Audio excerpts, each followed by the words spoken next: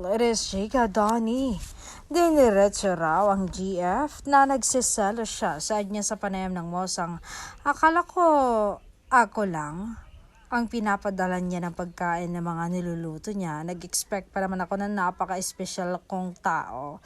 Yun pala, napakarami pala. Nakikita ko online, may mga nagte-thank you sa kanya. Sarap na sarap sila sa mga niluluto niya. Nag-overthink tuloy ang lolo niyo. So nagtanong-tanong ako kung sino-sino. Kasi baka iba na, ma-inlove sila sa kanya, sa mga luto niya. Kaya yon, may confrontation scene na nangyari. Inamin ko sa kanya na nagsiselos ako, childish na kung childish, pero sinabi ko talaga ang tunay kong nararamdaman. And naging kampante lang naman ako nung nalaman ko kung sino-sino ang pinadalhan niya.